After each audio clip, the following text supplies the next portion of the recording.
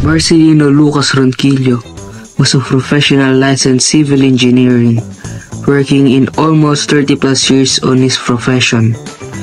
Previously worked in many companies in local or abroad.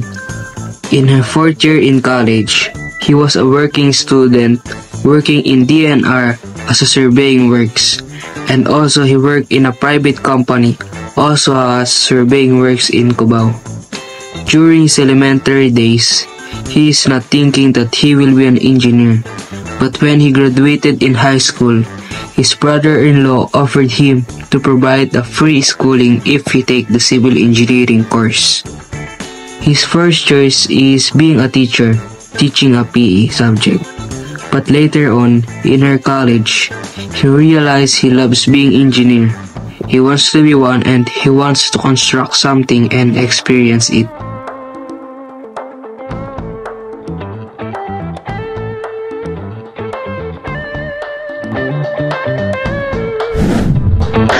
Civil engineering is one of the most profound careers in the Philippines. They are responsible for the design, construction, and maintenance of infrastructures around our country. Without these engineers, our precious buildings that we have created over the centuries would not exist.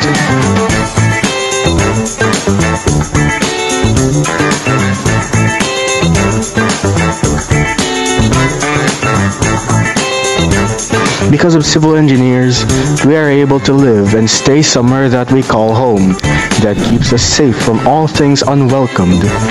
Not only is it a very important job, but it is also a high-paying one. In the Philippines, civil engineers can get up to 30,000 pesos a month, which can be considered as a high amount of cash. Today, this video will cover his experiences and hardships during his career days as a civil engineer, as well as an interview featuring himself.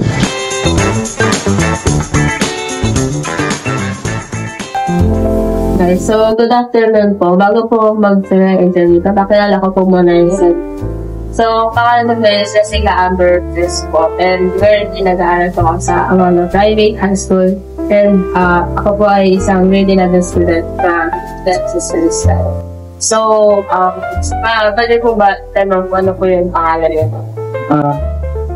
Ang pangalan ko ay Marcelino Civil Engineer by profession, license.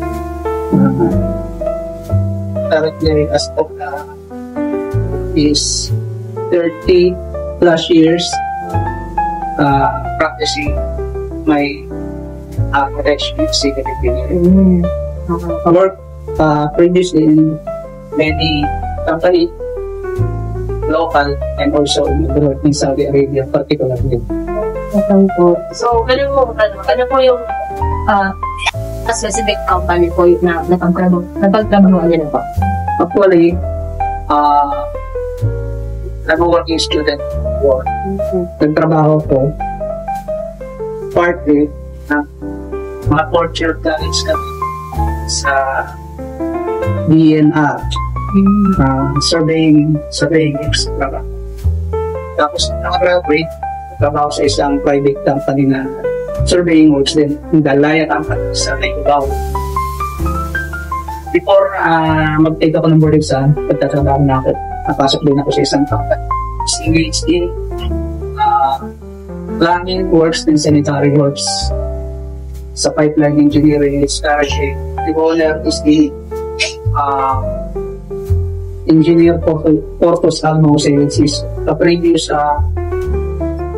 sanitary engineer licensing board, siya yung board ng sanitary engineer that time na nagtrabaho na sa kanya.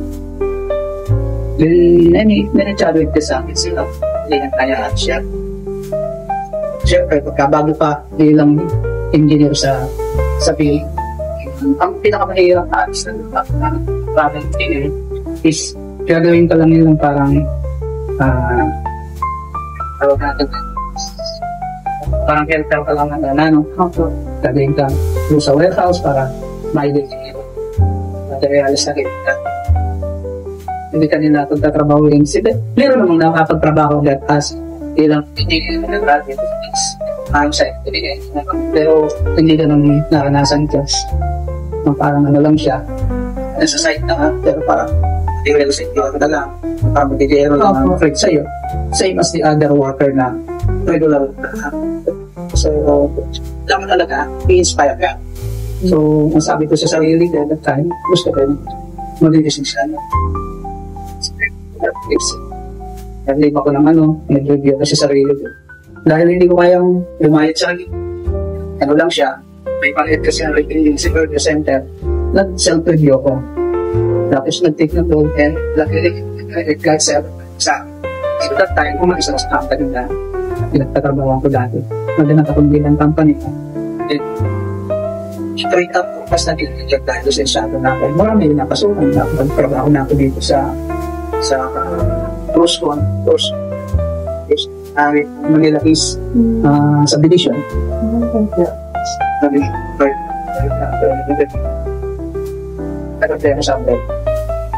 Hindi madali magtrabaho ka sa hirap dahil pero kung na ibang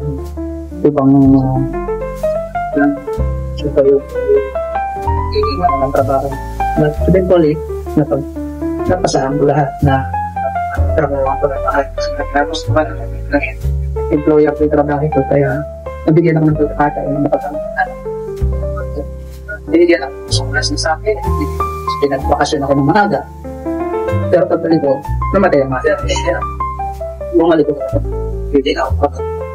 Pumasok na ako dito sa atin. Marami na rin nakasukan. Nagdiyar ako na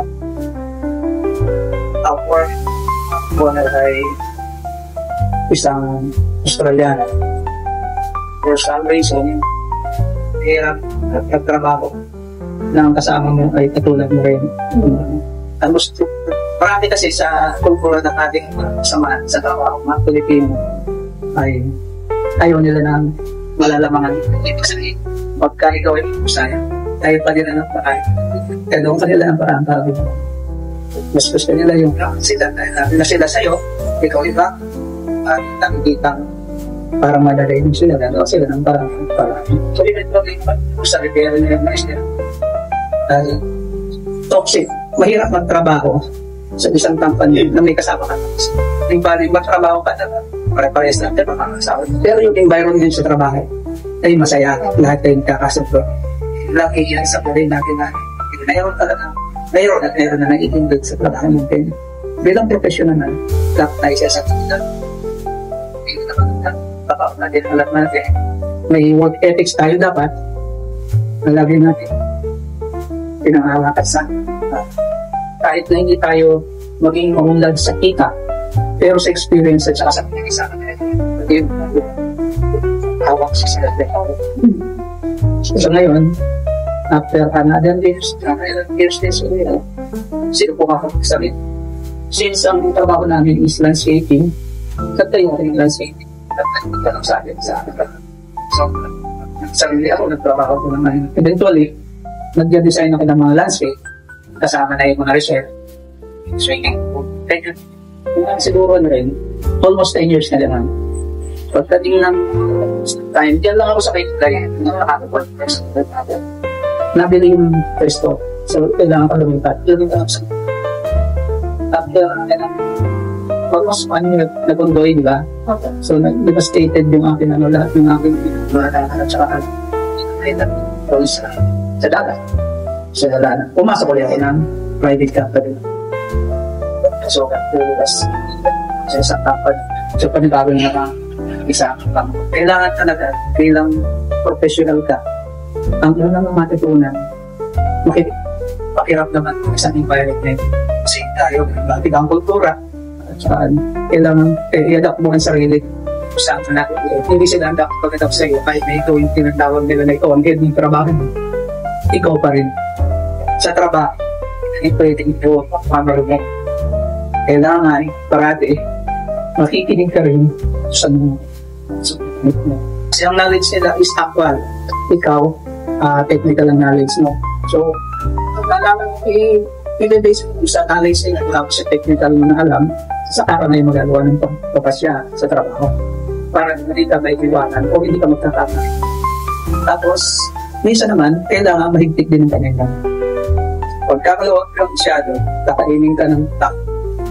Hindi ko sabihin kakainin ka, kakayang-kayanin ka.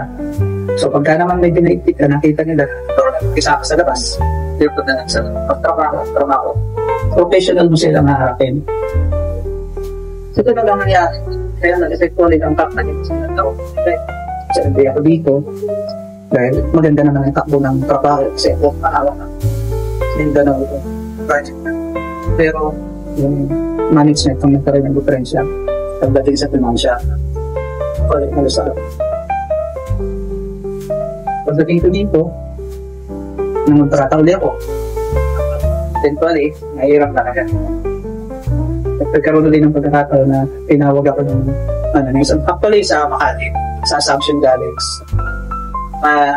Parang na-recommenda ako ng kaklase ko rin ng engineer. Yung mga project assumption ng market, Makati. So yun na pinawakan sa akin. Mga 4 na taon bench. Tignan ko na itong K-12. Itong una kasi wala silang building na para doon. So nagtayo kami ng tipong palakag para sa K-12. Tama siya. Yun ano yun. Pumasok na lang muli ako pumunta ko ka pagkatapos na natin. Batangas. May kumuhuli sa akin isang company land development. Mga housing i-develop, pinagalaan ng housing scoring or percentage na ginagawa namin sa misal. Nagpagbago ng pag-isang sa tao. Basta ikaw, marunong ka na sa tao, marunong ka lumigar sa dapat mo talaga. Hindi ka nahihirapan magtrabaho.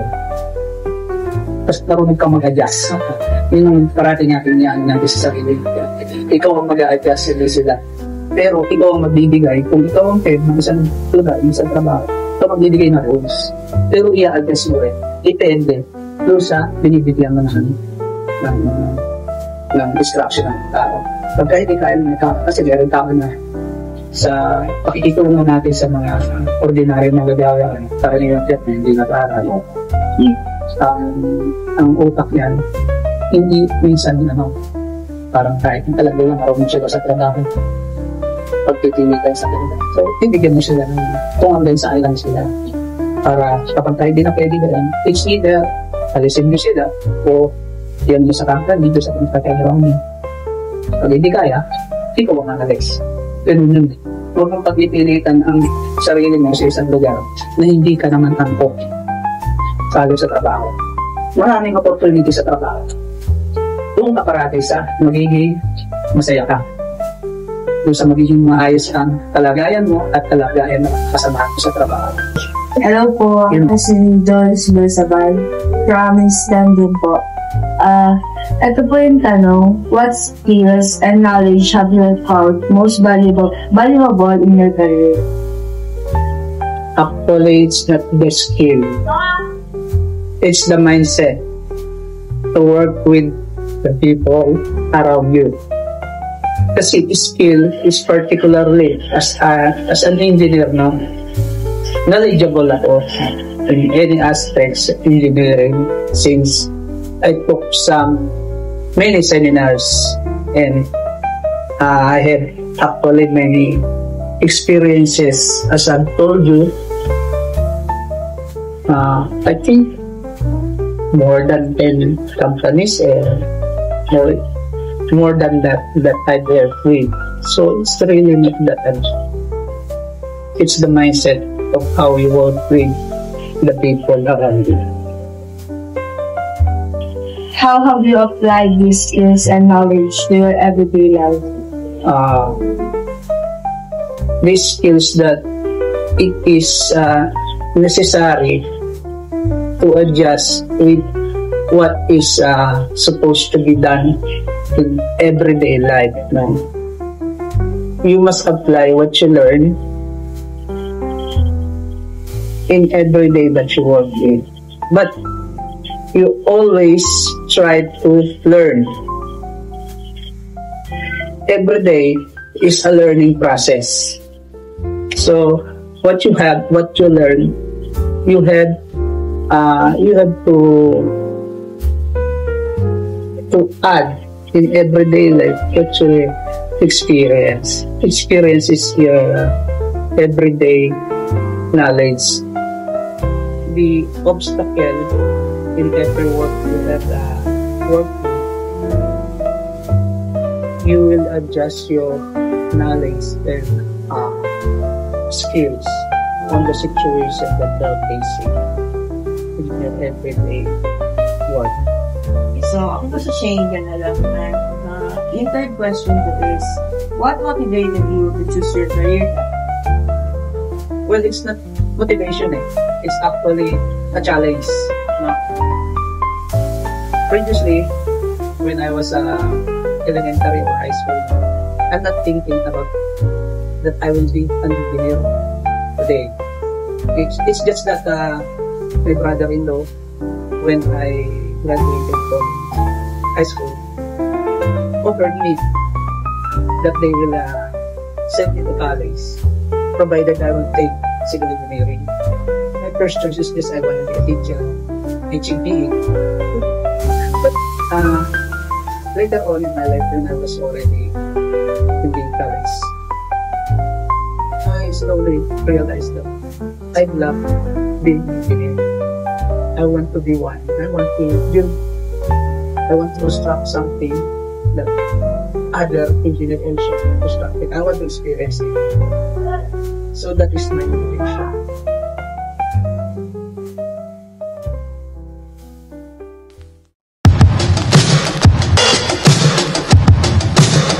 Ang isa sa mga natutunan ko mula sa mga pahayag ni Sir Marcelino ay lahat ng pangarap ay kailangang pagpaguran dahil wala namang tagumpay na nakakamit ng walang tiyaga at pagsisikap. Tulad nga ng naging karanasan ni Sir Marcelino na sa kanyang paglalakbay bilang isang engineer, maraming pagsubok ang kanyang hinarap bago niya marating o makuha yung propesyon na yun. Pinatunayan niyang ang sipag at determinasyon ang tunay na susi sa tagumpay. Sa bawat hakbang patungo sa ating mga pangarap, hindi maiiwasan ang pagkabigo or disappointments at mga paghihirap. Pero ito rin ang nagiging daan para matuto tayo at mas lumakas. Ang mga hamon ay hindi naman talaga dapat nating maging hadlang, kundi kailangan natin siyang gawing inspirasyon upang lalo pa tayong magsumikap. Gaya ni Sir Marcelino na sa kabila ng lahat ng kanyang pinagdadaanan ay hindi sumuko. Dapat din nating tandaan na ang tagumpay ay hindi agad nakakamit. Ito ay kailangan pagbunga ng tiyaga, sakripisyo at walang katapusang pagsisikap. Kaya kung gusto nating magtagumpay sa mga pangarap natin, kailangan nating paghirapan dahil ang tunay na tagumpay ay kailangan nito ng mahaba-habang paghihirap. Engineer Marcelito Ronquillo is an experienced engineer with 30 years in the field. He has worked with both local and international companies, specifically in Saudi Arabia. According to him, the field of engineering comes with many challenges. As an engineer, you must take responsibility for your works and projects.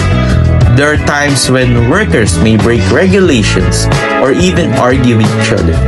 As a leader of an engineering team, it is important to maintain discipline and peace while properly handling the people working under you. Ronquillo believes that in the engineering field, mindset and how you work with the people around you is even more important than skills. This is because skills can be developed through learning and experience, but the right mindset and approach to working with others are crucial for success. The interview provides a lot of valuable insights for many engineering students around the world. It provides many new lessons, experiences, and insights that could serve these students as they learn more about their field and hone their skills. One of these insights is the fact that engineering bears a lot of responsibility. And with this responsibility comes a lot of challenges. This can range from the rigorous training that the students face as they master their craft and master their lessons towards a professional career, or maybe the actual challenges that professional engineers face in their day-to-day jobs. But in the end, the successful engineers overcome these challenges not through skills or intelligence, but through the correct mindset. It's the mindset to continuously adapt, the drive to overcome and learn even when you're out of college, that leads to successful engineering. And this is what the interview shows that up-and-coming engineering students should follow. Isa sa mga natutunan ko po sa video na ginawa namin is hindi po lahat ng hinihiling natin o kaya gusto natin makuha ay makakuha natin or mabibigay sa isang iglap. Lahat ng ito ay kailangan natin paguran. Lahat ng ito ay kailangan natin paghirapan. Siyempre po may kaakibat ito na mga pagsubok, kabiguan, at takot. Takot na baka hindi natin ito kayanin o kaya hindi tayo magtagumpay. Ngunit kapag tagumpayan natin ito ang nagpapahalaga at nagbibigay ng determinasyon sa atin na mag-push through sa limit natin mismo. Ito yung nagpapaganda sa pagkaabot natin sa ating mga pinapangarap. Ayun lamang po. I have learned many things from the interview of Sir Marcel, spanning from him overcoming challenges and especially his motivational words that inspired me even more. I want to share one of these, which is learning is a process. Now, from his words, if I can remember, he said that our brain is always adjusting to something, and I can interpret it as the more we do something or the more we experience something, the better we are at doing it. Because obviously repetition is one of the main methods of improving in something. The more you do something repeatedly, the better you get at doing that one thing you always weren't able to do back then. Like Sir Marcel, he's been in the civil engineering business for 30 plus years, and for every decade he has been learning and improving at his career up until his retirement. Thank you. The lesson I learned from Engineer Marcelino is that any problem, big or small, can be solved as long as you believe in yourself. One of his statements that stuck with me was, skills is not important, but the mindset is. He explained that everyone can compete in any field, because we all know we all have that skills, but mindset, not everyone has one. He pointed out that many people, even with those skills, still lacked of right mindset. From Engineer Marcelino said, I've learned a lot. As a future engineer, I will use this to every challenges and problem I face. Bilang estudyante, ako ay namangha sa pinagdaanan ni Sir Marcelino dahil hindi madali para sa isang estudyante ang pagsabayin ang pagtatrabaho at pag-aaral dahil kalaban mo dito ang iyong pagod at oras. Kaya bilang estudyante ay aking pinagmamalaki si Sir Marcelino na napagtagumpayan niya ang kanyang misyon dahil nakapagkamit siya ng isang propesyon na hindi lahat ay nagkaroon. After kong i-film yung interview with Mr. Ronquillo, I realized na ang pagiging engineer ay hindi lamang tagapirma at tagapag-supervise ng mga sites. Being engineer is a really hard job, lalo na kung bago ka pa lang. Pero kung may pagmamahal ka sa ginagawa mo, lahat ng mga sacrifices and paghihirap mo will grow until lahat ng ito ay magbunga. Kailangan mo lamang ng pasensya, tiyaga, dahil lahat naman nagsisimula sa hirap. But as the time goes on, unti-unti rin gaganda mga nangyayari sa'yo. And I say na Engineer Ronquillo is the best example para doon. In conclusion, Engineer Marcelito Ronquillo, with his 30 years of experience, emphasizes the importance of mindset and collaboration in engineering field. Ayon pa sa kanya, bagamat mahalaga ang mga technical skills, masigit na kailangan ng kakayahang makipagtrato ng maayos sa iba at mapanatili ang disiplina sa nakasasakupan mo. Sa kanyang mga karanasan, lalo na nung pumunta siya sa Saudi Arabia, natutunan niyang ang paghaharap sa mga challenges, pagsasakay sa mga conflicts, at pagpapalago ng kooperasyon ay mga susi sa pagiging matagumpay na engineer. Isa pa, ang tamang pag-iisip at approach sa trabaho at sa mga tao ang totoo at tunay na magpapabago sa ating lahat sa mga bagay na ginagawa natin. Katulad ng kasabihang, ang tagumpay ay hindi lamang nakasalalay sa iyong galing, kundi sa iyong kakayahang makipag-ugnayan at makipagtulungan sa iba. Sa ganitong paraan, ang tunay na tagumpay ay nakasalalay hindi lamang sa mga kasanayan, kundi sa pagtutulungan at kakayahang magtagumpay sa kabila ng mga pagsubok na naghihintay.